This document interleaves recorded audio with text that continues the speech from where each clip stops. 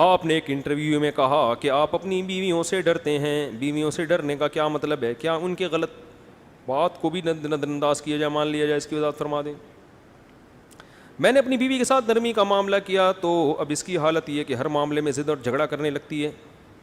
मामला हमारी अलहदगी तक आ पहुँचा है। इतनी नरमी नहीं करो ना कि मामला अलहदगी तक आ पहुँचे, तो फिर दूसरा ऑप्शन भी है ना। ठीक है ना, एतदाल सही होना, एतदाल होना चाहिए। बाकी हमने जो इंटरव्यू में कहा कि बीवी डरते हैं, वजह उसकी है कि वो हमारे घर वाले भी इंटरव्यू सुनते हैं। यहाँ मैं बोलता हूँ कोई नहीं डरता, देखते हैं कौन बयान नहीं सुनते हमारे घर वाले। कौन डरता है भाई?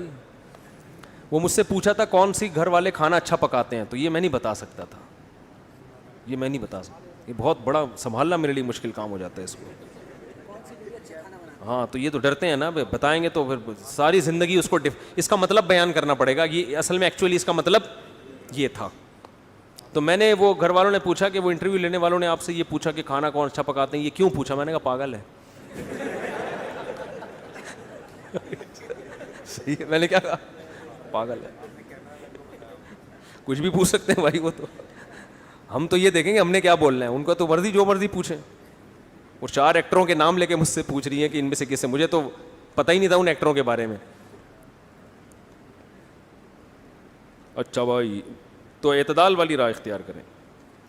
मुफ्ती साहब, मुझे पहले बता देती ना 4 का नाम लेके हम आपसे ये सारे फिलबदी ही सवाल थे, कोई तैयारी नहीं थी इनकी। जितने सवाल पूछे गए हैं ये एकदम पूछे हैं, और मुझ पहले नहीं बताया गया था ये सवाल। अगर होता तो मैं शायद कोई और ख़ानदानी से जवाब निकाल के लाता।